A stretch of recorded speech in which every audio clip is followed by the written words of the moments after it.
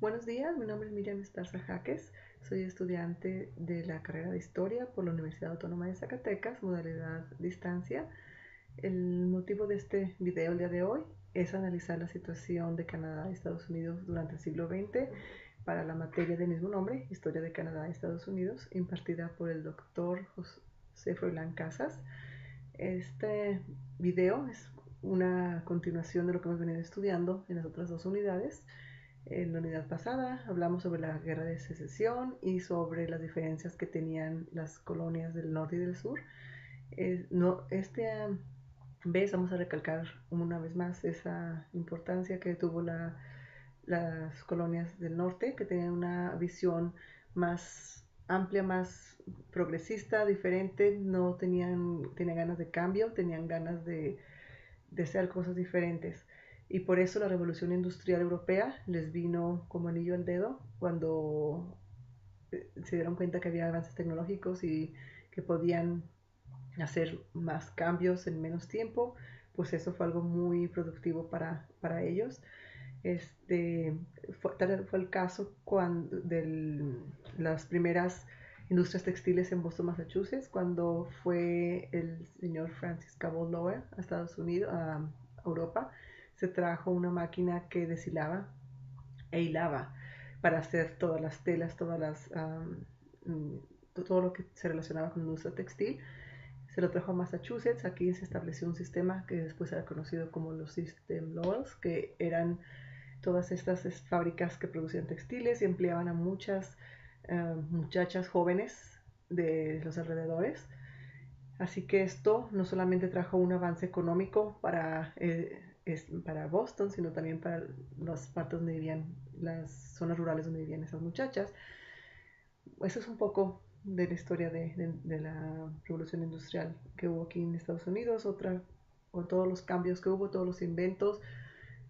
Un gran avance tecnológico fue todos los trenes, toda la industria ferroviaria, el barco de vapor que movía todas las bienes que se producían todo de Mississippi a Nueva York y viceversa. De esa forma podían tener siempre un abasto de bienes, toda esta área.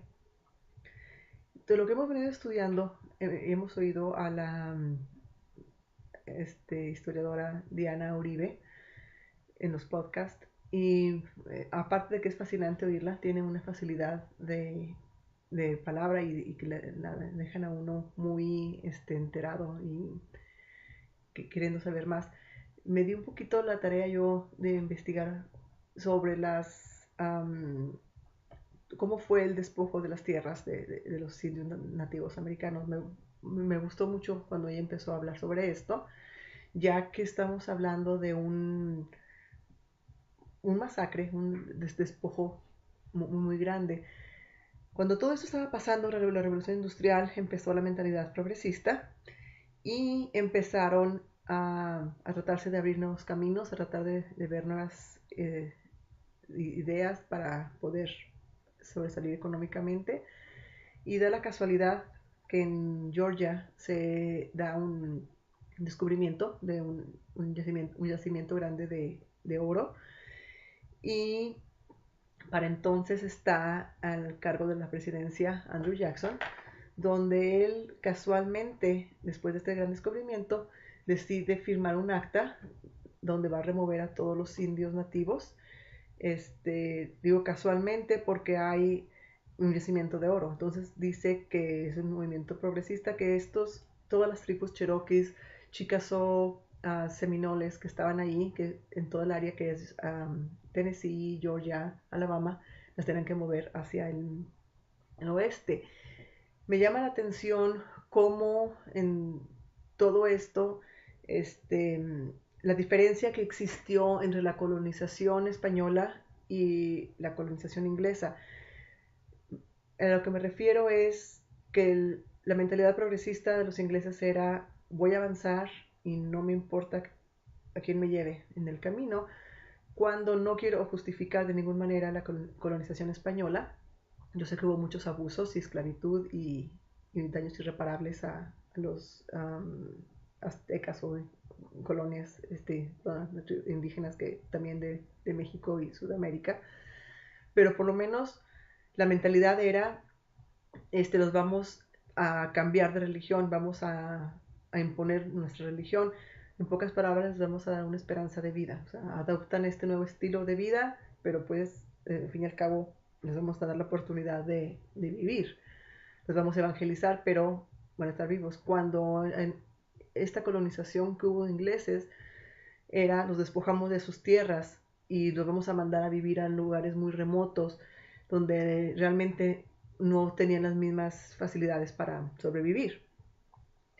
Entonces, con el problema, toda esta mentalidad expansionista, nace el proyecto de Lewis and Clark, que son los primeros exploradores, que deciden ver qué hay más allá del Mississippi, más allá de todo lo que se conocía, que no se conocía el oeste. Entonces empiezan a explorar y son los que descubren que hay un camino desde el norte de Dakota hasta el Océano Pacífico. Entonces, pues eso fue un punto clave en todo esto porque permite conectar de un océano al otro. Pero una de las personas que ayudó a este proyecto fue una indiana nativa que se llamaba Sacagawea, que viene siendo lo que sería la Malinche para los españoles. Era una india nativa que conocía el terreno, conocía el lenguaje y le sirvió de guía para llegar hasta allá. Entonces, después de que se fueron para allá, que supieron que había más terreno, fue cuando empezaron a industrializarse, empezaron a expandirse y empieza lo que llamaron también que fue el destino manifiesto, que según esto fue algo espiritual, un mandato divino. No sé si sería ficticio o no, sería más un pretexto para despojar a los nativos de sus tierras.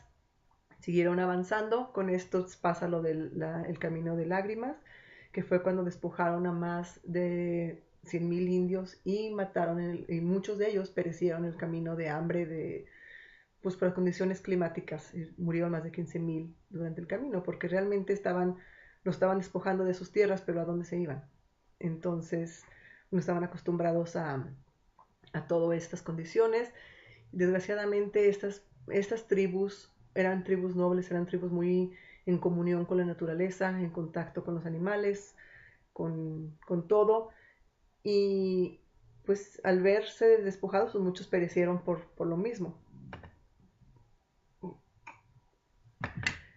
Más adelante, cuando se quedan, nace todo lo que conocemos, esa cultura del oeste, que los indios contra vaqueros, cuando vemos las grandes caravanas avanzando porque quieren expandirse con más lugar, más todo. Y últimamente los indios guardaban sus tierras de una manera que las fertilizaban o reciclaban sus cosechas.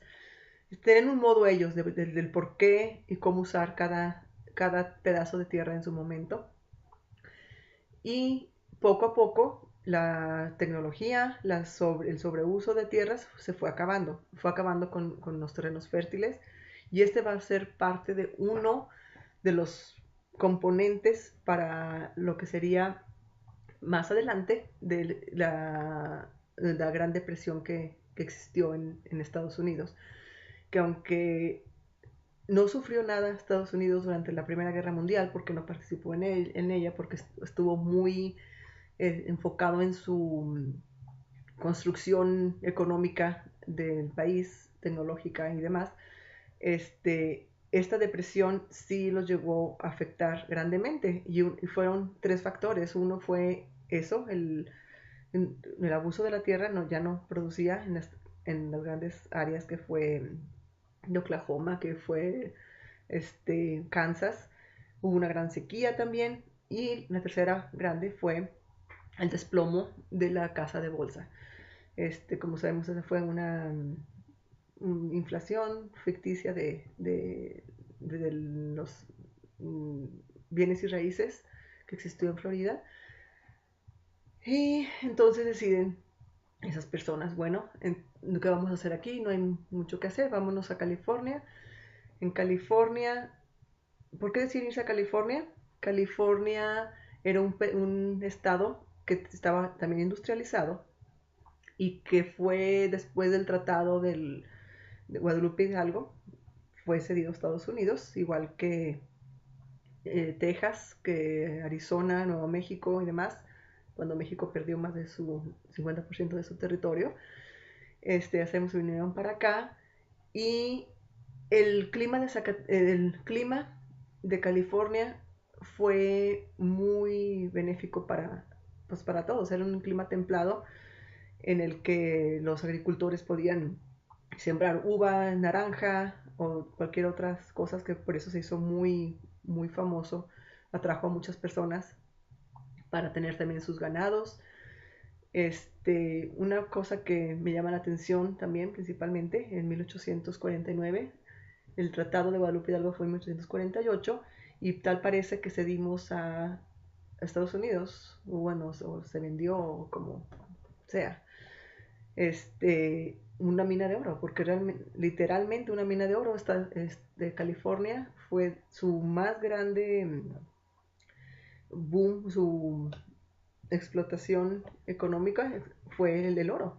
Y eso llamó la atención a muchas personas también. Así que durante este tiempo de depresión, todavía la gente, de una forma u otra, sabían que iban a estar bien en California. Aunque, pues, también tenía su mala racha por la depresión, por el desplomo de la banca de la bolsa de valores. Lo único, durante esta época oscura de Estados Unidos, que no había trabajo, no había comida y todo, una de las áreas este, que sobrevivió fue el cine en Hollywood, por las mismas razones que había ya muchos inversionistas judíos y de otros países, por lo mismo, las situaciones geográfica y climática de California se prestaba para poder filmar diferentes tipos de películas en diferentes escenarios relativamente todo cerca. Entonces, el cine tuvo mucho auge en este tiempo porque las personas se sentían deprimidas, se sentían, pues sí, en una época en que tenían que distraerse y el cine les brindaba esa distracción. Por lo tanto, este, pues fue de una manera en la que salieron adelante. Cuando todo estaba pasando, se eligió a un hombre que fue el que hizo la diferencia entre esa situación tan oscura a lo que fue totalmente el cambio radical de Estados Unidos, que fue Theodore Roosevelt, quien